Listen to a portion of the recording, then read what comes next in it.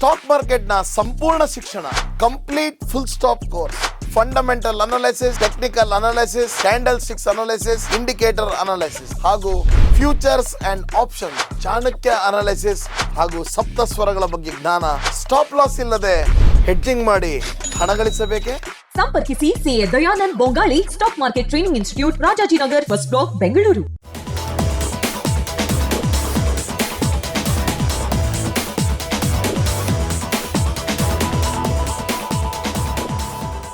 Hi friends, ಇದು mastmaga.comನ international bulletin ಸುತ್ತು ಜಗತ್ತು. ನಾನು ಅಮರ್ ಪ್ರಸಾದ್. ಹಮಾಸ್ ಮುಖ್ಯಸ್ಥ ಇಸ್ಮಾಯಿಲ್ ಹನಿಯೆ ಹತ್ಯೆ ನಂತರ ಇಸ್ರೇಲ್ ಮತ್ತು ಇರಾನ್ ನಡುವೆ ಯುದ್ಧದ ಕಾರ್ಮೋಡ ಮತ್ತಷ್ಟು ಜಾಸ್ತಿ ಆಗ್ತಾ ಇದೆ. ಈಗ 24 ಗಂಟೆಯ ಒಳಗೆ ಇರಾನ್ ಇಸ್ರೇಲ್ ಮೇಲೆ ದಾಳಿ ಮಾಡಬಹುದು ಅಂತ ಅಮೆರಿಕ ದೊಡ್ಡ ಎಚ್ಚರಿಕೆಯನ್ನು ಕೊಟ್ಟಿದೆ. ಎಕ್ಸಾಕ್ಟ್ ಟೈಮಿಂಗ್ ಗೊತ್ತಿಲ್ಲ, ಆದರೆ ಮುಂದಿನ 24ರಿಂದ 48 ಗಂಟೆಗಳ ಒಳಗೆ ಇಸ್ರೇಲ್ ಮೇಲೆ ದಾಳಿ ಆಗಬಹುದು. ಇರಾನ್ ಮತ್ತು ಹೆಜ್ಬುಲ್ಲಾ ಸೇರಿ ಈ ದಾಳಿ ನಡೆಸಬಹುದು ಅಂತ G7 ರಾಷ್ಟ್ರಗಳಿಗೆ ಅಮೆರಿಕ ವಿದೇಶಾಂಗ ಸಚಿವ ಅಥವಾ ಅಲ್ಲಿನ secretary of state Antony Blinken ಹೇಳಿದ್ದಾರೆ. ಜೊತೆಗೆ ಈ ಯುದ್ಧವನ್ನ ನಿಲ್ಲಿಸಬೇಕು ಅಂದ್ರೆ ಇರಾನ್ ಮತ್ತು ಹೆಜ್ಬುಲ್ಲಾ ಮೇಲೆ ಸದ್ಯಕ್ಕೆ ಒತ್ತಡವನ್ನ ನಾವು ಜಾಸ್ತಿ ಮಾಡಬೇಕು, ಇಸ್ರೇಲ್ ಮೇಲೆ ದಾಳಿ ಮಾಡೋಕ್ಕೂ ಮುನ್ನ ಅವ್ರ ಜೊತೆಗೆ ಮಾತುಕತೆ ನಡೆಸಬೇಕು ಅಂತ ಮನವಿ ಮಾಡಿದ್ದಾರೆ ಬ್ಲಿಂಕನ್. ಏನೋ ಈ ತರ ಫೋನ್ ಕಾಲ್ನಲ್ಲಿ ಮಾತನಾಡುವಾಗ ಬ್ಲಿಂಕನ್ ಸಿಕ್ಕಾಪಟ್ಟೆ ಫ್ರಸ್ಟ್ರೇಟ್ ಆಗಿದ್ರು ಅಂತ ಹೇಳಲಾಗ್ತಿದೆ. ಈ ನಡುವೆ 3ನೇ ಮಹಾಯುದ್ಧ ಆದರೂ ಪರವಾಗಿಲ್ಲ, ನಾವು ಕೇರ್ ಮಾಡಲ್ಲ, ನಾವು ಇಸ್ರೇಲ್ ಮೇಲೆ ದಾಳಿ ಮಾಡೋದು ಗ್ಯಾರಂಟಿ ಅಂತ ಇರಾನ್ ಘೋಷಣೆ ಮಾಡಿಬಿಟ್ಟಿದೆ. ಪಾಶ್ಚಿಮಾತ್ಯ ದೇಶಗಳಿಂದ ಮತ್ತು ಇರಾನ್ನ ಮಿತ್ರರಿಂದ ಇರಾನ್ಗೆ ಯುದ್ಧ ನಿಲ್ಲಿಸೋಕೆ ಕಾಲ್ ಬಂದಿತ್ತು.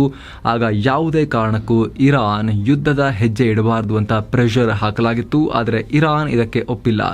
ಇಸ್ರೇಲ್ ಮೇಲೆ ದಾಳಿ ಮಾಡದೆ ನಮಗೆ ಬೇರೆ ಆಪ್ಷನ್ನೇ ಇಲ್ಲ ಅಂತ ಹೇಳಿದ್ದಾರೆ ಅಂತ ಮಿಡಲ್ ಈಸ್ಟ್ನ ಮಾಧ್ಯಮಗಳು ವರದಿ ಮಾಡಿವೆ. ಇನ್ನೊಂದು ಕಡೆ ಜೋರ್ಡಾನ್ ವಿದೇಶಾಂಗ ಸಚಿವ ಐಮನ್ ಸಫಾಡಿ ಇರಾನ್ಗೆ ಭೇಟಿ ನೀಡಿದ್ದಾರೆ, ಮಾತುಕತೆ ನಡೆಸ್ತಾ ಇದ್ದಾರೆ. ಯುದ್ಧ ಏನಾದರೂ ಆದರೆ ನಮ್ಮ ವಾಯು ಪ್ರದೇಶ ಬಳಕೆಯಾಗುತ್ತೆ, ಸೊ ಇದರ ಬಗ್ಗೆ ಕಳವಳ ಇದೆ ನಮಗೆ ಅಂತ ಅವರು ಹೇಳಿದ್ದಾರೆ. ಇರಾನ್ನ ಮಿಸೈಲ್ ಮತ್ತು ಡ್ರೋನ್ಗಳು ನಮ್ಮ ಮೇಲೆ ಹಾದು ಹೋಗೋದ್ರಿಂದ, ಮಧ್ಯದಲ್ಲಿ ನಾವು ಸಿಕ್ಕಾಕೊಳ್ಳೋದ್ರಿಂದ ಅನಾಹುತ ಆಗಬಹುದು ಅಂತ ಇರಾನ್ಗೆ ಅವರು ಹೇಳಿದಾರಂತೆ. ಆದರೆ ಇದರ ಬಗ್ಗೆ ಇರಾನ್ ಯಾವುದೇ ರೀತಿಯಲ್ಲೂ ಕೂಡ ಗಂಭೀರವಾಗಿ ಆ ಮಾತುಕತೆಯನ್ನು ಪರಿಗಣಿಸಿ ಯಾವುದೇ ಸೀರಿಯಸ್ ಪ್ರತಿಕ್ರಿಯೆ ಕೊಡೋಕೆ ಹೋಗಿಲ್ಲ ಅಂತ ವಾಲ್ ಸ್ಟ್ರೀಟ್ ಜರ್ನಲ್ ರಿಪೋರ್ಟ್ ಮಾಡಿದೆ. ಇನ್ನು ಇಸ್ರೇಲ್ ಕೂಡ ಯುದ್ಧಕ್ಕೆ ತೀವ್ರ ತಯಾರಿ ನಡೆಸ್ತಾ ಇದೆ. ಆಲ್ರೆಡಿ ಯುದ್ಧದಲ್ಲೇ ಇರುವಂಥ ರಾಷ್ಟ್ರ ಇನ್ನೊಂದು ಸೆಕೆಂಡ್ ಫ್ರಂಟ್ ಅನ್ನ ಓಪನ್ ಮಾಡ್ತಿರೋ ಥರ ಕಾಣಿಸ್ತಾ ಇದೆ ಇರಾನ್ ಜೊತೆಗೆ. ಸೋಮವಾರ ಇಸ್ರೇಲ್ ರಕ್ಷಣಾ ಸಚಿವ ಯೋ ಗ್ಯಾಲೆಂಟ್ ಸೇನಾ ಮತ್ತು ಗುಪ್ತಚರ ಅಧಿಕಾರಿಗಳೊಂದಿಗೆ ಇಸ್ರೇಲ್ ಪ್ರಧಾನಿ ಬೆಂಜಮಿನ್ ನೆತನ್ಯಾಹು ಸಭೆ ನಡೆಸಿದ್ದಾರೆ. ಈ ಸಭೆಯಲ್ಲಿ ಇಂಪಾರ್ಟೆಂಟ್ ನಿರ್ಧಾರಗಳು ಆಗಲಿವೆ. ಮುಖ್ಯವಾಗಿ ಇರಾನ್ ದಾಳಿಗೂ ಮುನ್ನವೇ ಇಸ್ರೇಲೇ ಇರಾನ್ ಮೇಲೆ ದಾಳಿ ಮಾಡೋಕೆ ಇದರಲ್ಲಿ ಡಿಸಿಷನ್ ತಗೋಬಹುದು ಅಂತ ಹೇಳಲಾಗ್ತಿದೆ. ಒಂದು ವೇಳೆ ಈ ಥರ ಏನಾದರೂ ಆದರೆ ಅದು ಎರಡು ದೇಶಗಳ ನಡುವೆ ಪೂರ್ಣ ಪ್ರಮಾಣದ ಸಂಗ್ರಾಮಕ್ಕೆ, ಫುಲ್ ಪ್ಲೆಡ್ಜ್ಡ್ ವಾರ್ಗೆ ಕಾರಣ ಆಗಬಹುದು ಅಂತ ಹೇಳಲಾಗ್ತಿದೆ. ಯಾಕಂದರೆ ಸದ್ಯಕ್ಕೆ ಇರಾನ್ ಯುದ್ಧ ಘೋಷಣೆ ಮಾಡಿದ್ರೂ ಕೂಡ ಅದು ತಾತ್ಕಾಲಿಕವಾಗಿರ್ಬೋದು.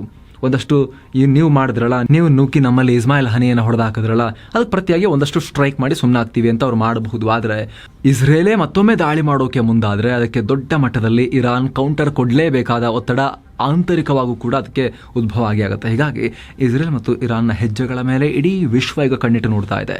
ಈ ಸಭೆಗೂ ಮುನ್ನ ಮಾತನಾಡಿದ ನೆತನ್ಯಾಹು, ಇರಾನ್ ಮತ್ತು ಹೆಜ್ಬುಲ್ಲಾ ನಮ್ಮನ್ನು ಸುತ್ತುವರಿಯೋಕೆ ನೋಡ್ತಾ ಇದ್ದಾರೆ, ಆದರೆ ನಾವು ಅದರ ವಿರುದ್ಧ ನಿಲ್ತೀವಿ, ನಮಗೆ ಕೇಡುಂಟು ಮಾಡೋರಿಗೆ ತಕ್ಕ ಪಾಠ ಕಲಿಸ್ತೀವಿ ಅಂತ ಗುಡುಗಿದ್ದಾರೆ. ಇನ್ನೊಂದು ಕಡೆ ಇರಾನ್ನಲ್ಲಿ 10 ಅಧಿಕಾರಿಗಳನ್ನು ಅರೆಸ್ಟ್ ಮಾಡಲಾಗಿದೆ. ಹನಿಯೆ ಹತ್ಯೆಗೆ ಅವರೆಲ್ಲ ಹೆಲ್ಪ್ ಮಾಡಿದ್ರು, ಇಸ್ರೇಲಿ ಮಿಲಿಟರಿಯೊಂದಿಗೆ ಸಹಕರಿಸಿದ್ರು ಅಂತ ಮಿಲಿಟರಿ ಅಧಿಕಾರಿಗಳನ್ನೆಲ್ಲ ಇರಾನ್ ಹೊತ್ಕೊಂಡು ಹೋಗಿ ಕೂಡ ಹಾಕಿದೆ. ಕಾಶ್ಮೀರಕ್ಕೆ ಕೊಡಲಾಗಿದ್ದ ವಿಶೇಷ ಸ್ಥಾನಮಾನ ಅಂದರೆ ಆರ್ಟಿಕಲ್ 370 ಭಾರತ ರದ್ದುಗೊಳಿಸಿ ಆಗಸ್ಟ್ 5ಕ್ಕೆ 5 ವರ್ಷಗಳು ಪೂರ್ಣ ಆಗಿವೆ. ಈ ಪ್ರಯುಕ್ತ ಭಾರತದಲ್ಲಿ ಸಂಭ್ರಮ ಇದ್ರೆ ಪಾಕಿಸ್ತಾನ ಮತ್ತೆ ಬಾಲಬಿಚ್ಚಿ ಗಲಾಟೆ ಮಾಡೋಕೆ ಬಂದಿದೆ. ಇಸ್ಲಾಮಾಬಾದ್ನಲ್ಲಿ ಕಾಶ್ಮೀರದ ಒಗ್ಗಟ್ಟಿನ ನಡಿಗೆ ಅಂತ ಕಾರ್ಯಕ್ರಮ ಮಾಡಿದೆ. ಇದರಲ್ಲಿ ಮಾತನಾಡಿದ ಪಾಕ್ನ ಉಪ ಪ್ರಧಾನಿ ಇಶಕ್ ಧರ್, ನಮ್ಮ ಕಾಶ್ಮೀರಿ ಸಹೋದರ ಸಹೋದರಿಯರ ಅಗತ್ಯಕ್ಕೆ ಪಾಕಿಸ್ತಾನ ರಾಜಕೀಯವಾಗಿ, ಸಾಂಸ್ಕೃತಿಕವಾಗಿ ಹಾಗೂ ಎಲ್ಲ ರೀತಿಯಲ್ಲೂ ಬೆಂಬಲ ಕೊಡುತ್ತೆ ಅಂತ ಹೇಳಿದ್ದಾರೆ. ಮಿಲಿಟರಿ ಅಂತ ಹೇಳಕ್ಕೆ ದಮ್ಮಿಲ್ಲ ಅವರಿಗೆ, ಹಾಗಾಗಿ ಎಲ್ಲ ರೀತಿಯಲ್ಲೂ ಅಂತ ನಿಗೂಢವಾಗಿ ಮೆಸೇಜ್ ಪಾಸ್ ಮಾಡೋ ಪ್ರಯತ್ನವನ್ನು ಪಟ್ಟಿದ್ದಾರೆ. ಜೊತೆಗೆ ಭಾರತಕ್ಕೆ ತಾಕತ್ತಿದ್ರೆ ಅದರ ನಿಯಂತ್ರಣದಲ್ಲಿರೋ ಕಾಶ್ಮೀರದಲ್ಲಿ ಈ ಕೂಡಲೇ ಜನಾಭಿಪ್ರಾಯ ಸಂಗ್ರಹ ಮಾಡಲಿ, ನಿಮ್ಮದು ಪ್ರಜಾಪ್ರಭುತ್ವ ರಾಷ್ಟ್ರ ಅಂತ ನೀವು ಸಾಬೀತು ಮಾಡಿ ಅಂತ ಭಾರತಕ್ಕೆ ಚಾಲೆಂಜ್ ಬೇರೆ ಹಾಕಿದ್ದಾರೆ. ಎಲ್ಲ ಪಾಕಿಗಳೇ, ನಿಮಗೂ ಕೂಡ ಅಷ್ಟೇ, ನಿಮ್ಮದು ಡೆಮೋಕ್ರಸಿ ಅಂತ ದಮ್ಮಿದ್ರೆ ಸಾಬೀತು ಮಾಡಬೇಕು ಅಂತ ಇದ್ರೆ ನೀವು ಬಲೂಚಿಸ್ತಾನ್ನಲ್ಲಿ ಜನಮತಗಣನೆ ಮಾಡಿ ನೋಡಿ. ಸಪರೇಟ್ ಬೇಕಾ, ಒಳಗೆ ಇರ್ತೀರಾ ಪಾಕಿಸ್ತಾನದಲ್ಲಿ ಅಂತ ಅವ್ರಿಗೆ ಕೇಳಿ ನೋಡಿ. ಇರಲಿ, ಸುಮ್ಮನೆ ನಾಲಿಗೆ ಹರಿಬಿಡ್ತಿದ್ದಾರೆ ಇವರು. ಆ ಪಾಕ್ ಪ್ರಧಾನಿ ಶಹಬಾಜ್ ಶರೀಫ್ ಅವರು ಕೂಡ ಇದೇ ರೀತಿ ಮಾತನಾಡಿದ್ದಾರೆ. ಕಾಶ್ಮೀರಿ ಜನರನ್ನ ಅಧೀನಗೊಳಿಸೋಕೆ ಭಾರತೀಯರು ಪ್ರಯತ್ನ ಪಡ್ತಿದ್ದಾರೆ, ಕಾಶ್ಮೀರದಲ್ಲಿ ಮಾನವ ಹಕ್ಕುಗಳ ಉಲ್ಲಂಘನೆ ಆಗ್ತಾ ಇದೆ, ಅದನ್ನು ನಿಲ್ಲಿಸುವಂತೆ ಅಂತಾರಾಷ್ಟ್ರೀಯ ಸಮುದಾಯಕ್ಕೆ ಒತ್ತಾಯಿಸ್ತೀನಿ ಅಂತ ಹೇಳಿದ್ದಾರೆ. ವಿದ್ಯಾರ್ಥಿಗಳ ಪ್ರತಿಭಟನೆ ಬಾಂಗ್ಲಾದಲ್ಲಿ ದೊಡ್ಡ ಕೋಲಾಹಲಕ್ಕೆ ಕಾರಣ ಆಗ್ತಾ ಇದೆ. ಇದೀಗ ಬಾಂಗ್ಲಾ ಪ್ರಧಾನಿ ಶೇಖ್ ಹಸೀನಾ ರಾಜೀನಾಮೆ ಕೊಡಬೇಕು ಅಂತ ಪ್ರತಿಭಟನಾಕಾರರು ಹಿಂಸಾಚಾರ ನಡೆಸಿದ್ದಾರೆ. ಆಡಳಿತಾರೂಢ ಅವಾಮಿ ಲೀಗ್ ಮತ್ತು ಪ್ರತಿಭಟನಾಕಾರರ ನಡುವೆ ದೊಡ್ಡ ಮಟ್ಟದಲ್ಲಿ ಘರ್ಷಣೆ ಉಂಟಾಗಿದೆ. ಪರಿಣಾಮ ಕನಿಷ್ಠ ಒಂದೇ ದಿನ 100 ಮಂದಿ ಪ್ರಾಣ ಕಳ್ಕೊಂಡಿದ್ದಾರೆ. ಇದರಲ್ಲಿ 4 ಮಂದಿ ಪೊಲೀಸರು ಕೂಡ ಸೇರಿಕೊಂಡಿದ್ದಾರೆ. 16 ಮಂದಿ ಗಾಯಗೊಂಡಿದ್ದಾರೆ. ಈ ಮೂಲಕ ಪ್ರತಿಭಟನೆಯಲ್ಲಿ ಇದುವರೆಗೂ 300 ಮಂದಿ ಪ್ರಾಣ ಕಳ್ಕೊಂಡಂತಾಗಿದೆ.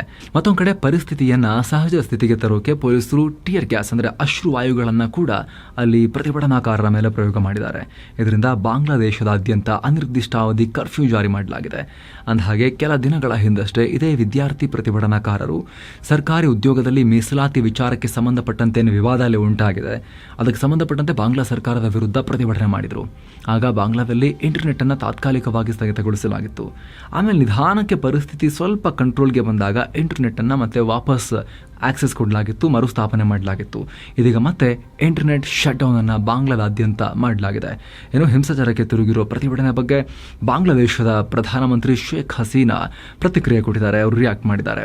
ಪ್ರತಿಭಟನಾಕಾರರನ್ನ ಅವರು ಭಯೋತ್ಪಾದಕರು, ಉಗ್ರರು ಅಂತ ಕರೆದಿದ್ದಾರೆ.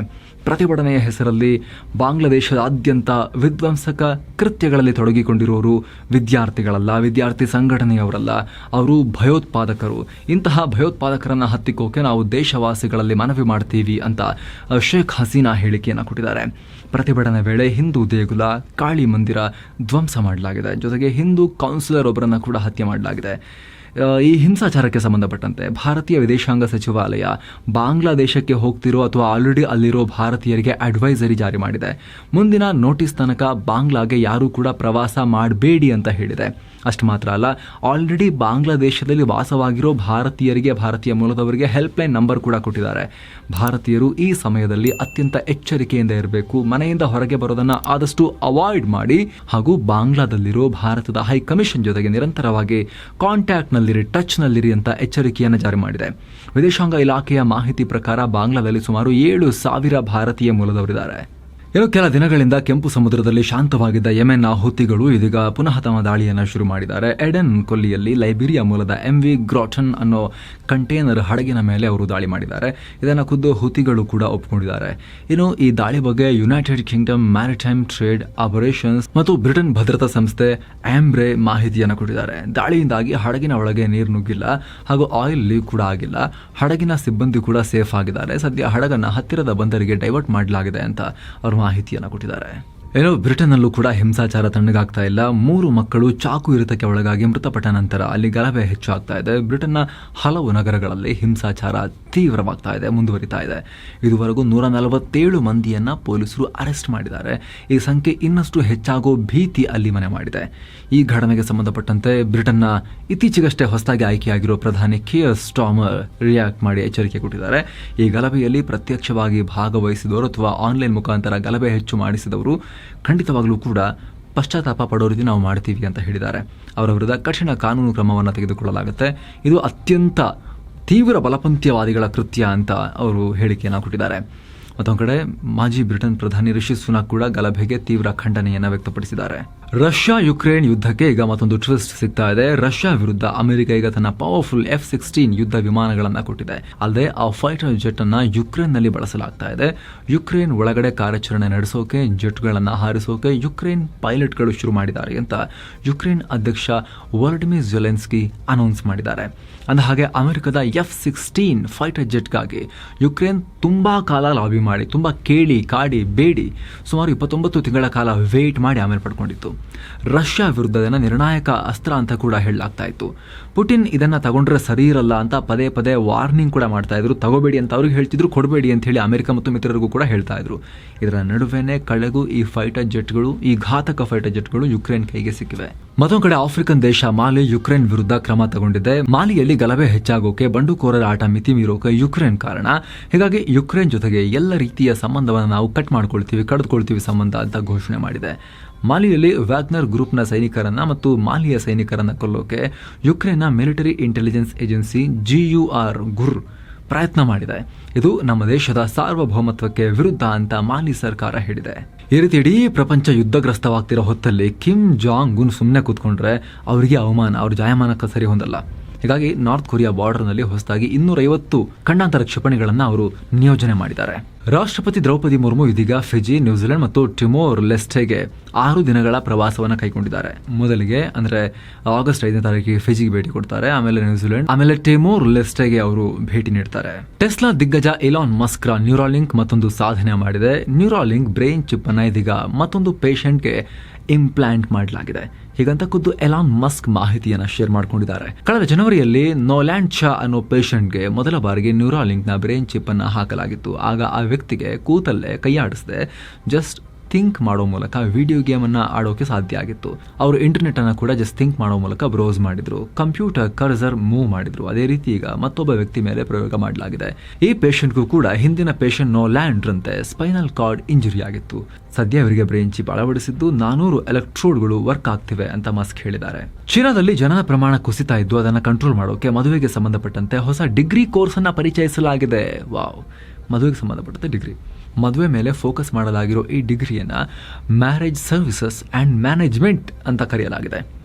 ಇದರಲ್ಲಿ ಮದುವೆಯ ಹಲವಾರು ಅಂಶಗಳ ಮೇಲೆ ಕೇಂದ್ರೀಕರಿಸಿ ಸಿಲೆಬಸ್ ಅನ್ನು ಡಿಸೈನ್ ಮಾಡಿದಾರಂತೆ. Family counselling, high end wedding planning, match making, ಪ್ರಾಡಕ್ಟ್ಗಳ ಡೆವಲಪ್ಮೆಂಟ್, ಈ ಎಲ್ಲದರ ಬಗ್ಗೆ ಡಿಗ್ರಿ ಕೋರ್ಸ್ನಲ್ಲಿ ತಿಳಿಸ್ಕೊಡ್ಲಾಗುತ್ತೆ. ಈ ಮೂಲಕ ಚೈನಾದಲ್ಲಿ ಮದುವೆ ಪ್ರಮಾಣವನ್ನು ಹೆಚ್ಚಿಸಿ ಸಂತಾನೋತ್ಪತ್ತಿ ಪ್ರಮಾಣವನ್ನು ಜಾಸ್ತಿ ಮಾಡಿ ಯುವ ಪಾಪ್ಯುಲೇಷನ್ ಸಂಖ್ಯೆಯನ್ನು ಜಾಸ್ತಿ ಮಾಡೋಕೆ ಚೀನಾ ಇಷ್ಟೆಲ್ಲ ಕ್ರಮ ಕೈಗೊಳ್ತಾ ಇದೆ. ಸೊ ಫ್ರೆಂಡ್ಸ್, ಇದಾಗಿತ್ತು ಇವತ್ತಿನ ಜಗತ್ತಿನ ಸುತ್ತಾಟ. ಮತ್ತೆ ಭೇಟಿ ಆಗ್ತಿರೋಣ. ನಮಸ್ತೆ.